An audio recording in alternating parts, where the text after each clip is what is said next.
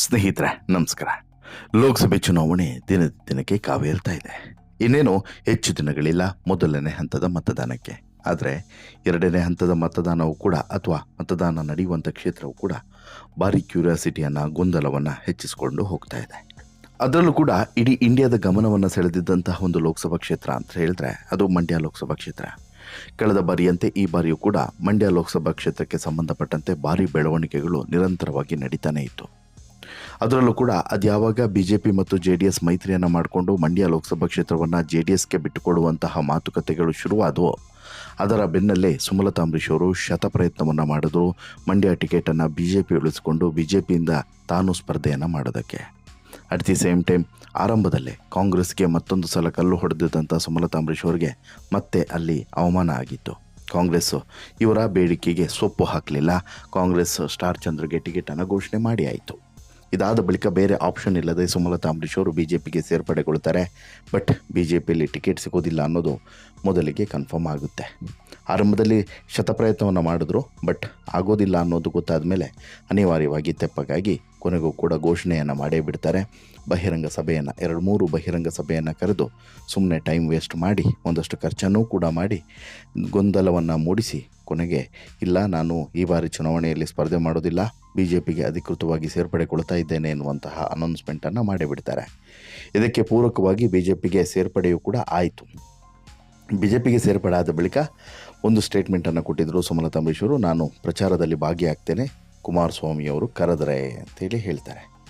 ಆದರೆ ಇದುವರೆಗೆ ಕುಮಾರಸ್ವಾಮಿ ಪರವಾಗಿ ಸುಮಲತಾ ಅಂಬರೀಶ್ ಅವರು ಎಲ್ಲೂ ಕೂಡ ಪ್ರಚಾರವನ್ನು ಮಾಡಿಲ್ಲ ಅನ್ನೋದನ್ನು ಎಲ್ಲರೂ ಕೂಡ ಗಮನಿಸಿದ್ದಾರೆ. ಹೀಗಾಗಿ ಸುಮಲತಾ ಅಂಬರೀಶ್ ಅವರು ಯಾವುದೇ ಕಾರಣಕ್ಕೂ ಕೂಡ ಈ ಮೈತ್ರಿ ಅಭ್ಯರ್ಥಿ ಕುಮಾರಸ್ವಾಮಿಯ ಪರವಾಗಿ ಅಖಾಡದಲ್ಲಿ ಇಳಿದು ಇಲ್ಲಿ ಪ್ರಚಾರವನ್ನು ಮಾಡುವಂತಹ ಒಂದು ಕಾರ್ಯವನ್ನು ಮಾಡೋದಿಲ್ವಾ ಅನ್ನುವಂಥ ಅನುಮಾನ ಕೂಡ ಮೂಡಿದೆ.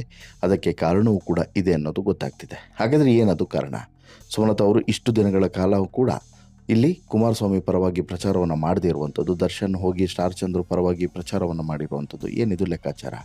ಅಸಲಿಗೆ ಹೊರಗಡೆ ಕುಮಾರಸ್ವಾಮಿಯ ಬಗ್ಗೆ ಒಳ್ಳೆ ಒಪಿನಿಯನನ್ನು ಸುಮಲತಾ ಪ್ರದರ್ಶನ ಮಾಡಿದರೂ ಕೂಡ ಒಳಗಡೆ ಇನ್ನೂ ಕೂಡ ಕಳೆದ ಬಾರಿ ಚುನಾವಣೆಯ ಕಾವು ಜ್ವಾಲೆ ಇನ್ನೂ ಕೂಡ ಪ್ರಜ್ವಲಿಸ್ತಾ ಇದೆಯಾ? ಇನ್ನೂ ಕೂಡ ಆ ಹೊಗೆ ಹಾಗೆ ಇದೆಯಾ? ಆ ಹೊಗೆ, ದ್ವೇಷದ ಹೊಗೆ ಇದೆಯಲ್ಲ, ಅದು ಹಾಗೆ ಹೊಗೆ ಆಡ್ತಾನೆ ಇದೆಯಾ? ಹೀಗೆ ಸಾಕಷ್ಟು ಪ್ರಶ್ನೆಗಳಿದ್ದಾವೆ. ಅವೆಲ್ಲ ಪ್ರಶ್ನೆಗಳಿಗೂ ಕೂಡ ಉತ್ತರವನ್ನು ನೋಡ್ತಾ ಹೋಗೋಣ. ಅದಕ್ಕಿಂತ ಮುಂಚೆ ನೀವಿನ್ನೂ ಕೂಡ ನಮ್ಮ ಚಾನಲನ್ನು ಸಬ್ಸ್ಕ್ರೈಬ್ ಮಾಡಿಲ್ಲ ಅಂದರೆ ದಯವಿಟ್ಟು ಕೂಡಲೇ ಸಬ್ಸ್ಕ್ರೈಬ್ ಮಾಡಿ, ಜೊತೆಗೆ ಕೊನೆಯವರೆಗೆ ಈ ಸ್ಟೋರಿಯನ್ನು ನೋಡಿ ನಿಮ್ಮ ಅಭಿಪ್ರಾಯವನ್ನು ಕಮೆಂಟ್ ಮಾಡಿ ತಿಳಿಸಿ. ಸ್ನೇಹಿತರೆ, ನಾನು ಆರಂಭದಲ್ಲೇ ಹೇಳಿದಂತೆ ಮಂಡ್ಯ ಅಂದರೆ ಇಡೀ ಇಂಡಿಯಾದ ಗಮನವನ್ನು ಸೆಳೆದಂಥ ಲೋಕಸಭಾ ಕ್ಷೇತ್ರ. ಮಂಡ್ಯ ಲೋಕಸಭಾ ಕ್ಷೇತ್ರದಲ್ಲಿ ನಡೆದಂತಹ ಒಂದೊಂದು ಬೆಳವಣಿಗೆಗಳು ಕೂಡ ಭಾರಿ ಗಮನವನ್ನು ಸೆಳೆದಂತಹ ಘಟನೆಗಳೇ. ಮತ್ತು ಈ ಮಂಡ್ಯ ಲೋಕಸಭಾ ಕ್ಷೇತ್ರ ಅನ್ನೋದು ಭಾರಿ ಇತಿಹಾಸವನ್ನು ಹೊಂದಿರುವಂಥ ಲೋಕಸಭಾ ಕ್ಷೇತ್ರವೂ ಕೂಡ ಹೌದು. ಆದರೆ ಈ ಬಾರಿ ಇಲ್ಲಿನ ಇತಿಹಾಸ ಬದಲಾಗುವಂಥ ಲಕ್ಷಣ ಕಾಣಿಸ್ತಿದೆ. ಮಂಡ್ಯ ಲೋಕಸಭಾ ಕ್ಷೇತ್ರದಿಂದ ಸುಮಲತಾ ಅಂಬರೀಶ್ ಅವರು ಮತ್ತೊಮ್ಮೆ ಸ್ವಾಭಿಮಾನಿ ಸ್ಪರ್ಧಿಯಾಗಿ ಕಣಕ್ಕೆ ಇಳಿತಾರೆ ಅಂತ ಹೇಳ್ಬಿಟ್ಟು ಎಲ್ಲರೂ ಕೂಡ ಅಂದ್ಕೊಂಡಿದ್ರು, ಯಾವಾಗ BJP ಟಿಕೆಟ್ ಕೊಡದೇ ಇದ್ದಾಗ. ಬಟ್ ಬದಲಾದಂಥ ಸನ್ನಿವೇಶದಲ್ಲಿ ಸುಮಲತಾ ಅಂಬರೀಶ್ ಅವರಿಗೆ ತನ್ನ ಶಕ್ತಿ ಸಾಮರ್ಥ್ಯದ ಬಗ್ಗೆ ಅರಿವಾಯಿತು. ಹೀಗಾಗಿ ಈ ಬಾರಿ ಬೇಡ, ನಾನು ಈ ಬಾರಿ ಪಕ್ಷೇತರವಾಗಿಯೂ ಕೂಡ ಸ್ಪರ್ಧೆ ಮಾಡೋದಿಲ್ಲ, BJPಯಿಂದ ಹೆಂಗೂ ಟಿಕೆಟ್ ಇಲ್ಲ, ಕಾಂಗ್ರೆಸ್ ಅವರು ನನ್ನನ್ನು ಸೇರಿಸ್ಕೊಳ್ಳೇ ಇಲ್ಲ, ಹೀಗಾಗಿ ನಾನು ಅನಿವಾರ್ಯವಾಗಿ BJPಗೆ ಸೇರ್ಪಡೆಗೊಳ್ತೇನೆ ಎನ್ನುವಂಥ ಸ್ಟೇಟ್ಮೆಂಟನ್ನು ಕೊಟ್ಟು BJPಗೆ ಸೇರ್ಪಡೆ ಆಯಿತು. BJPಗೆ ಸೇರ್ಪಡೆ ಆದಮೇಲೆ ಮೈತ್ರಿ ಧರ್ಮವನ್ನು ಪಾಲಿಸಬೇಕಾಗಿದ್ದು ಸುಮಲತಾ ಅಂಬರೀಶ್ ಅವರ ಕರ್ತವ್ಯ ಆಗುತ್ತೆ. ಆಗ ಕೇಳ್ತಾರೆ, ಮಾಧ್ಯಮದವರು ಕೇಳ್ತಾರೆ, ನೀವು ಕುಮಾರಸ್ವಾಮಿಯ ಪರ ಪ್ರಚಾರವನ್ನು ಮಾಡ್ತೀರಾ ಅಂತೇಳಿ. ಆಗ ಸ್ವತಃ ಸುಮಲತಾ ಅಂಬರೀಶ್ ಅವರು ಹೇಳ್ತಾರೆ, ಕುಮಾರಸ್ವಾಮಿ ಅವರು ಕರೆದ್ರೆ ನಾನು ಹೋಗಿ ಪ್ರಚಾರವನ್ನು ಮಾಡ್ತೇನೆ ಅಂತೇಳಿ. ಹಾಗಂದ ಮಾತ್ರಕ್ಕೆ ಕುಮಾರಸ್ವಾಮಿ ಅವರು ಸುಮಲತಾ ಅಂಬರೀಶ್ ಅವರನ್ನು ಕರೆದಿಲ್ವಾ? 100% ಕರೆದಿದ್ದಾರೆ. ಆದರೆ ಅದು ಇನ್ನೂ ಕೂಡ ಕಾರ್ಯರೂಪಕ್ಕೆ ಬಂದಿಲ್ಲ. ಹೌದು, ಮಂಡ್ಯದಲ್ಲಿ ಕಾಂಗ್ರೆಸ್ ದಳದ ಮಧ್ಯೆ ನೇರ ಯುದ್ಧ ಸದ್ಯಕ್ಕಂತೂ ಇದೆ. ತೆನೆ ಜೊತೆಗೆ ಕಮಲ ನೆಂಟಸ್ತಿಗೆ ಮಾಡಿರೋದ್ರಿಂದ ಕಮಲ ಮುಡಿದಂಥ ಸುಮಲತಾ ಮಾತ್ರ ದೂರ ಅಂಥೇಳಿ ಮಂಡ್ಯ ಬಿಟ್ಟು ಉಳಿದ ಕ್ಷೇತ್ರಗಳ ಹತ್ರ ದೃಷ್ಟಿಯನ್ನು ನೆಟ್ಟಿದ್ದಾರೆ. ಆದರೆ ಕಾಂಗ್ರೆಸ್ ಪರ ತಮ್ಮ ದತ್ತುಪುತ್ರ ದರ್ಶನ್ನನ್ನು ಚೂ ಬಿಟ್ಟಂತಹ ಸುಮಲತಾ ಅಂಬರೀಶ್ ಅವರು ಇಲ್ಲಿ ಒಂದು ಹಂತದ ಪ್ರಚಾರವನ್ನು ಮಾಡಿಸಿ ಈ ಕುಮಾರಸ್ವಾಮಿಗೆ ಸೋಲಿನ ರುಚಿಯನ್ನು ತೋರಿಸೋಣ ಅನ್ನುವಂಥ ತಂತ್ರಗಾರಿಕೆಯನ್ನು ಮಾಡಿದ್ದಾರಾ ಅನ್ನೋದು ಈಗ ಒಂದು ಪ್ರಶ್ನೆ ಮೂಡ್ತಾ ಇದೆ ಎಲ್ಲರಲ್ಲೂ ಕೂಡ. ಅದು ಅವರ ವೈಯಕ್ತಿಕ ಅಂತ ಹೇಳಿಬಿಟ್ಟು ಸ್ವಾಭಿಮಾನಿ ಉತ್ತರವನ್ನು ನೀಡಿದರೂ ಕೂಡ ರಾಜಕೀಯ ಕಣ್ಣುಗಳು ಕೂಡ ಇದನ್ನು ನಂಬೋದಕ್ಕೆ ಸಿದ್ಧವಿಲ್ಲ. ಈ ಬಾರಿಯೂ ಕೂಡ ಮಂಡ್ಯ ರಣಾಂಗಣ ಸಜ್ಜಾಗಿದೆ. ಮಾಜಿ CM ಕುಮಾರಸ್ವಾಮಿ ಸ್ಪರ್ಧೆಯಿಂದ ರಂಗೇರಿದಂಥ ಚುನಾವಣೆಯಲ್ಲಿ ದಳ ಮತ್ತು ಕಾಂಗ್ರೆಸ್ ನಡುವೆ ನೇರ ಯುದ್ಧ ಶುರುವಾಗಿದೆ. ಆದರೆ ಕಳೆದ ಸಲ ಸ್ವಾಭಿಮಾನಿ ಸೆರಗಿನ ಮೂಲಕ ಮತವನ್ನು ಕೇಳಿದಂಥ ಸುಮಲತಾ ಮಾತ್ರ ಮಂಡ್ಯದ ಯಾವ ಮೂಲೆಯಲ್ಲೂ ಕೂಡ ಪ್ರಚಾರವನ್ನು ಮಾಡುತ್ತಿಲ್ಲ, ಮತವನ್ನು ಕೇಳ್ತಿಲ್ಲ. BJP JDS ಯಾರ ಜೊತೆಗೂ ಕೂಡ ಓಡಾಟವನ್ನು ಮಾಡ್ತಾ ಇಲ್ಲ. ಮಂಡ್ಯ ಬಿಟ್ಟು ಬೇರೆ ಕಡೆ ಇದೇ ಸುಮಲತಾ ಅಂಬರೀಶ್ ಅವರು ಬ್ಯುಸಿಯಾಗಿದ್ದಾರೆ. ಹೌದು, ಕ್ಷೇತ್ರ ತ್ಯಾಗದ ಬಳಿಕ ಮಂಡ್ಯಕ್ಕೂ ತಮಗೂ ಯಾವುದೇ ಸಂಬಂಧ ಇಲ್ಲ ಅನ್ನೋ ರೀತಿಯಲ್ಲಿ ಸುಮಲತಾ ತಲೆ ಹಾಕಿಲ್ಲ. ಸುಮಲತಾ ಅವರ ಈ ನಡೆ ಬಗ್ಗೆ ಮಂಡ್ಯದಲ್ಲಿ 10 ಮಂದಿ 10 ರೀತಿ ಮಾತನಾಡ್ತಿದ್ದಾರೆ. ಅದರಲ್ಲೂ ಕೂಡ JDSನ ನಾಯಕರಲ್ಲಿ ಇದು ಬೇಸರ ಮುಡುಗಟ್ಟುವಂತೆ ಮಾಡಿದೆ. ಆಯಿತು, ತಮ್ಮಷ್ಟಕ್ಕೆ ತಾವು ಸುಮ್ಮನಿದ್ದಾರೆ, ಓಕೆ. ಸುಮಲತಾ ಆಪ್ತ ನಟ ದರ್ಶನ್ ಅವರು ಮಂಡ್ಯದಲ್ಲಿ ಕಾಂಗ್ರೆಸ್ ಪ್ರಚಾರವನ್ನು ಮಾಡಿದ್ದು, ಕಾಂಗ್ರೆಸ್ ಪರವಾಗಿ ನಿಂತಿದ್ದು ಯಾಕೆ ಎನ್ನುವಂತಹ ಸಿಟ್ಟಿನ ಅನುಮಾನವನ್ನು ಈಗ ಕೇಳ್ತಾ ಇದ್ದಾರೆ. ಈಗ ಸುಮಲತಾ ಬಗ್ಗೆ ಒಂದಷ್ಟು ಅನುಮಾನಗಳು BJP ನಾಯಕರಿಗಿದೆ ಮತ್ತು JDSನ ನಾಯಕರಿಗೂ ಕೂಡ ಇದೆ. ಏನದು? ಮಂಡ್ಯದಲ್ಲಿ ಕುಮಾರಸ್ವಾಮಿ ಸ್ಪರ್ಧೆಗೆ ಸುಮಲತಾ ವಿರೋಧ ಇದೆ. ಅದು ಕೂಡ ಹೊರಗಡೆನ ವಿರೋಧ ಅಲ್ಲ, ಒಳಗಡೆ ಮನಸ್ಸಿನ ಒಳಗಿನ ವಿರೋಧ. ಕುಮಾರಸ್ವಾಮಿ ಮೇಲೆ ಸುಮಲತಾಗೆ ಅಸಮಾಧಾನ ಕಡಿಮೆ ಆಗಿಲ್ಲ. ಪ್ರಚಾರದಲ್ಲಿ ಭಾಗಿಯಾದರೆ ವರ್ಚಸ್ಸು ಕುಂಠಿತವಾಗುವಂಥ ಭೀತಿ ಇದೆಯಾ? ಮಂಡ್ಯ ಟಿಕೆಟ್ ಕೈ ತಪ್ಪಿರೋ ಬಗ್ಗೆ ಸುಮಲತಾಗೆ ಅಸಮಾಧಾನವಿದೆಯಾ? ಈ ಕಾರಣಕ್ಕೆ ಸುಮಲತಾ ಬೇರೆ ಕ್ಷೇತ್ರಗಳಲ್ಲಿ ಪ್ರಚಾರವನ್ನು ನಡೆಸ್ತಿದ್ದಾರಾ? ತಾವು ಪ್ರಚಾರಕ್ಕೆ ಬಾರದೆ HDKಯನ್ನು ಸೋಲಿಸುವಂಥ ಪ್ಲಾನನ್ನು ಮಾಡಿದ್ದಾರೆ. ಸುಮಲತಾಗೆ ಒತ್ತಡ ಹಾಕಲು ಆಗದೆ ಇಕ್ಕಟ್ಟಿನಲ್ಲಿದೆಯಾ ರಾಜ್ಯ BJP? ಹೀಗೆ 7 ಅಂಶಗಳು ಇಲ್ಲಿ ಸುಮಲತಾ ಅವರು ಸೈಲೆಂಟ್ ಆಗಿರೋದಕ್ಕೆ ಕಾಣ್ತಾ ಇದೆ. ಅಲ್ಲಿಗೆ ಈಗ ಒಂದೊಂದೇ ಅಂಶವನ್ನು ನೋಡ್ತಾ ಹೋಗೋದಾದರೆ, ಮಂಡ್ಯದಲ್ಲಿ ಸುಮಲತಾ ಅವರಿಗೆ ಕುಮಾರಸ್ವಾಮಿ ಸ್ಪರ್ಧೆ ಮಾಡೋದು ಸುತಾರಾಮ್ ಇಷ್ಟ ಇಲ್ಲ ಅನ್ನೋದು ಬಾಯ್ಬಿಟ್ಟು ಹೇಳಬೇಕಾಗಿಲ್ಲ. ಇದು ಜಗತ್ತಿಗೆ ಗೊತ್ತಿರುವಂಥ ಸತ್ಯ.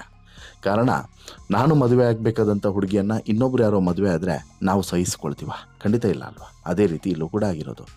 ಮಂಡ್ಯದಿಂದ ಸುಮಲತಾ ಅಂಬರೀಶ್ ಅವರು ಸ್ಪರ್ಧೆ ಆಗಬೇಕು ಅಂತ ಹೇಳಿ ಅಂದ್ಕೊಂಡಿದ್ರು. ಆದರೆ ಈಗ ಬೇರೆಯವರು ಸ್ಪರ್ಧೆಯಾದಾಗ ಅವರ ಪರವಾಗಿ ಪ್ರಚಾರ ಮಾಡುವಂತಹ ದೊಡ್ಡ ಮನಸ್ಸು ಸುಮಲತಾ ಅವರು ಪ್ರದರ್ಶನ ಮಾಡ್ತಾರೆ ಅಂತ ಹೇಳ್ಬಿಟ್ಟು ಕನಸಿನಲ್ಲೂ ಕೂಡ ಆಲೋಚನೆ ಮಾಡಲಿಕ್ಕೆ ಸಾಧ್ಯವಿಲ್ಲ. ಇದು ಆರಂಭದಿಂದ ಇಲ್ಲಿವರೆಗೂ ಕೂಡ ಸತ್ಯವಾಗ್ತಾನೆ ಬಂದಿದೆ. ಇನ್ನು ಮುಂದೆಯೂ ಕೂಡ ಅದು ಹಾಗೇ ಉಳಿದು ಬಿಡುತ್ತೇನೋ ಅನ್ನೋಂಥ ಅನುಮಾನವೂ ಕೂಡ ಇದೆ.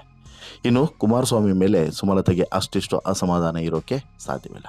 ಯಾಕಂತ ಹೇಳಿದ್ರೆ, ಸುಮಲತಾ ಅಂಬರೀಶ್ ಅವರನ್ನು ಹಿಗ್ಗಾಮಗ್ಗ ವಾಗ್ದಾಳಿ ನಡೆಸಿದಂತಹ ಇದೇ ಕುಮಾರಸ್ವಾಮಿ ಕಳೆದ ಚುನಾವಣೆಯಲ್ಲಿ ಯಾವ ರೀತಿ ವರ್ತನೆಯನ್ನು ಮಾಡಿದರು ಅನ್ನೋದು ಬಹುಶಃ ಮರ್ತಿರ್ಬೋದು. ಆದರೆ ಸುಮಲತಾ ಮರ್ತಿಲ್ಲ. ಆದರೂ ಕೂಡ ಮೊನ್ನೆ ಇದೇ ಕುಮಾರಸ್ವಾಮಿ ಸುಮಲತಾ ಮನೆಗೆ ಹೋಗಿ ಭೇಟಿಯಾಗಿ ಸುಮಲತಾ ಅವರನ್ನು ಬೆಂಬಲಿಸುವಂತೆ ಮನವಿಯನ್ನು ಮಾಡಿಕೊಂಡು ಬಂದಿದ್ದಾರೆ. ಆದರೆ ಸುಮಲತಾ ಅಂಬರೀಶ್ ಅವರು ತೋರಿಕೆಗೋಸ್ಕರ ಓಕೆ ಅಂತೇಳಿ ಹೇಳಿ ಕಳಿಸಿದ್ರು ಕೂಡ ನಿಜವಾಗ್ಲೂ ಕೂಡ ಅವರು ಮುಂಚೆ ರೀತಿಯಲ್ಲಿ ಆ್ಯಕ್ಟಿವ್ ಆಗಿಲ್ಲ ಅನ್ನೋದಕ್ಕೆ ಇದು ಕೂಡ ಸಾಕ್ಷಿಯಾಗಿ ನಿಲ್ತದೆ.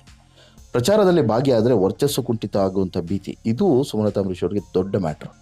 ಯಾಕೆ? ಸುಮಲತಾ ಅಂಬರೀಶ್ ಅವರು ತುಂಬ ಈಗೋಸ್ಟಿಕ್ ಪರ್ಸನ್. ಜೊತೆಗೆ ನಾನು ನನ್ನದು ಪ್ರಚಾರ, ಇಷ್ಟು ಮಾತ್ರ ಈಕೆ ಗಮನಿಸುವಂತಹ ವಿಚಾರ ಆರಂಭದಿಂದಲೂ ಕೂಡ. ಇಲ್ಲಿ ಆಕೆ ಒಂದು ವಿಚಾರದಲ್ಲಿ ಸ್ವಾಭಿಮಾನಿಯಾಗಿದ್ದರೂ ಕೂಡ ಇನ್ನೊಂದು ವಿಚಾರದಲ್ಲಿ ಅಹಂಕಾರಿಯೂ ಕೂಡ ಹೌದು.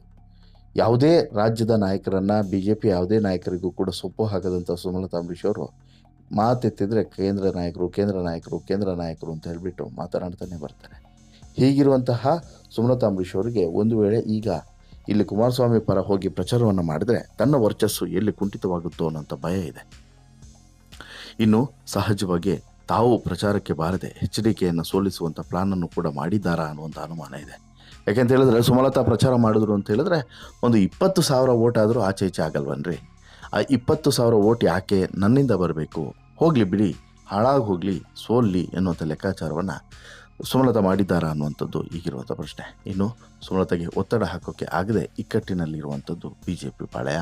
ಇದರ ಜೊತೆಗೆ ದರ್ಶನ್ ಅವರು ಹೋಗಿ ಅಲ್ಲಿ ಕಾಂಗ್ರೆಸ್ ಪರವಾಗಿ ಪ್ರಚಾರವನ್ನು ಮಾಡಿರುವಂಥದ್ದು, ಇದು ಕೂಡ ಗಮನಿಸಬೇಕಾಗಿರುವಂಥ ಅಂಶ. ಇವೆಲ್ಲ ಕಾರಣದಿಂದ ಇಲ್ಲಿ ಸುಮಲತಾ ಅವರು ಸೈಲೆಂಟಾಗಿ ಗೇಮ್ ಪ್ಲಾನನ್ನು ರೂಪಿಸಿದ್ದಾರಾ ಅನ್ನುವಂಥ ಪ್ರಶ್ನೆಯೂ ಕೂಡ ಇದೆ. ಯಾಕಂತ ಹೇಳಿದ್ರೆ, ಸುಮಲತಾ ಅವರಿಗೆ ಯಾವುದೇ ಕಾರಣಕ್ಕೂ ಕೂಡ ಮಂಡ್ಯವನ್ನು ಬಿಟ್ಟುಕೊಡುವಂಥ ಮನಸ್ಸಿರಲಿಲ್ಲ. ಮಂಡ್ಯ ಬಿಟ್ಟು ಬೇರೆ ಕ್ಷೇತ್ರ ಕೇಳಿದ್ರು ಕೂಡ ಅದನ್ನು ಒಪ್ಪಲಿಲ್ಲ. ಯಾಕೆಂತ ಹೇಳಿದ್ರೆ ಇದೇ ಕಾರಣಕ್ಕೆ. ಹೀಗಾಗಿ ಮೈತ್ರಿ ಒಳಗಿನ ಈ ಗೊಂದಲಗಳು ಕರೆಕ್ಟ್ ಇಲ್ಲ.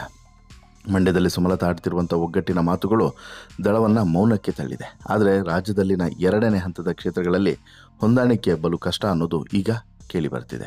BJP ವಿರುದ್ಧ ಗೆದ್ದು ದಳ ಸೇರಿದಂಥ ಶಾಸಕರು BJP ಜೊತೆಗಿನ ಮೈತ್ರಿಯನ್ನು ಹೇಗೆ ಸ್ವೀಕರಿಸ್ತಾರೆ ಅನ್ನೋದು ಈಗ ಮೈತ್ರಿಗೆ ಕಾಡ್ತಿರುವಂಥ ಪ್ರಶ್ನೆ. ಮತ್ತು ಮುಂದಿನ ದಿನಗಳಲ್ಲಿ ಇದು ಇನ್ನಷ್ಟು ಹೆಚ್ಚಾಗುವಂಥ ಸಾಧ್ಯತೆಯೂ ಕೂಡ ಇದೆ. ಯಾಕಂತ ಹೇಳಿದ್ರೆ, ದೊಡ್ಡ ನಾಯಕರ ಮಟ್ಟದಲ್ಲಿ ಈ ರಾಜ್ಯಗಳು ಮೈತ್ರಿಗಳು ಆಗಿ ಹೋಗುತ್ತೆ. ಕಾರ್ಯಕರ್ತರ ಮಟ್ಟದಲ್ಲಿ ಅದು ಭಾರಿ ಕಷ್ಟ. ಅದರಲ್ಲೂ ಕೂಡ ಈ ಒಂದು ರೀತಿಯಲ್ಲಿ ಹಾವು ಮುಂಗುಸಿ ರೀತಿ ಇದ್ದವರು ಇವತ್ತು ಸ್ನೇಹಿತರ ರೀತಿ ಹೆಗಲ ಮೇಲೆ ಕೈ ಹಾಕೊಂಡು ಹೋಗಬೇಕು ಅಂತ ಹೇಳಿದ್ರೆ ಹೇಗೆ ಸಾಧ್ಯ ಅಲ್ವಾ ಸಡನ್ನಾಗಿ? ಅದು ಗಮನಿಸಬೇಕು. ಬಟ್ ಸುಮಲತಾ ಅಂಬರೀಶ್ ಅವರಂತೂ ಇಲ್ಲಿ ಯಾವುದೇ ಕಾರಣಕ್ಕೂ ಕೂಡ ಕುಮಾರಸ್ವಾಮಿ ಪರವಾಗಿ ಪ್ರಚಾರ ಮಾಡುವಂಥ ಲಕ್ಷಣ ಇಲ್ಲಿವರೆಗೂ ಕೂಡ ಕಾಣಿಸ್ತಿಲ್ಲ. ಬಹುಶಃ ಕೇಂದ್ರದ ನಾಯಕರು ಏನಾದರೂ ಸೂಚನೆಯನ್ನು ಕೊಟ್ಟರೆ, ಇಲ್ಲ ನೀವು ಹೋಗಬೇಕು ಅಂತೇಳಿ ಸೂಚನೆಯನ್ನು ಕೊಟ್ಟರೆ ಬಹುಶಃ ಹೋಗ್ಬೋದು. ಅದು ಬಿಟ್ಟರೆ ಸದ್ಯದ ವಾತಾವರಣವನ್ನು ಗಮನಿಸಿದ್ರೆ ಸುಮಲತಾ ಅಂಬರೀಶ್ ಅವರು ಮಂಡ್ಯದಲ್ಲಿ ಕುಮಾರಸ್ವಾಮಿಯ ಪರವಾಗಿ ಪ್ರಚಾರ ಮಾಡೋದಂತೂ ಡೌಟ್ ಅಂತಲೇ ಕಾಣಿಸ್ತಿದೆ. ಆದರೆ ಬೇರೆ ಬೇರೆ ಕ್ಷೇತ್ರದಲ್ಲಿ ಮೈಸೂರು ಇರ್ಬೋದು, ಬೇರೆ ಕ್ಷೇತ್ರದಲ್ಲಿ BJP ಅಭ್ಯರ್ಥಿಯ ಪರವಾಗಿ ಸುಮಲತಾ ಅಂಬರೀಶ್ ಅವರು ಹೋಗಿ ಪ್ರಚಾರವನ್ನು ಮಾಡ್ತಿದ್ದಾರೆ. ಇದು BJPಗೆ ಒಂದು ಸಮಾಧಾನ. ಆದರೆ ಮಂಡ್ಯದ ಬಗ್ಗೆ ಈಗ ಟೆನ್ಷನ್ ಹೆಚ್ಚಾಗಿದೆ. ಕುಮಾರಸ್ವಾಮಿಗೂ ಕೂಡ ಇಲ್ಲಿ ಸುಮಲತಾ ನನಗೆ ಇಡ್ತಾರೆ ಅನ್ನುವಂತಹ ಡೌಟು ಕೂಡ ಬಂದಿದೆ ಅನ್ನೋದರಲ್ಲಿ ಅನುಮಾನ ಇಲ್ಲ. ನಿಮಗೇನು ಅನಿಸುತ್ತೆ ಸ್ನೇಹಿತರೆ ಈ ಎಲ್ಲ ಬೆಳವಣಿಗೆಗಳ ಬಗ್ಗೆ ಮತ್ತು ಸುಮಲತಾ ನಿರ್ಧಾರದ ಬಗ್ಗೆ ನಿಮ್ಮ ಅಭಿಪ್ರಾಯ ಏನು? ದಯವಿಟ್ಟು ಕಮೆಂಟ್ ಮಾಡಿ ತಿಳಿಸಿ. ಜೊತೆಗೆ ಈ ಸ್ಟೋರಿ ಇಷ್ಟ ಆಯಿತು ಅಂತ ಹೇಳಿದ್ರೆ ಲೈಕ್ ಮಾಡಿ, ಶೇರ್ ಮಾಡಿ, ಚಾನಲ್ಗೆ ಸಬ್ಸ್ಕ್ರೈಬ್ ಆಗೋದನ್ನು ಮರಿಬೇಡಿ. ಧನ್ಯವಾದ.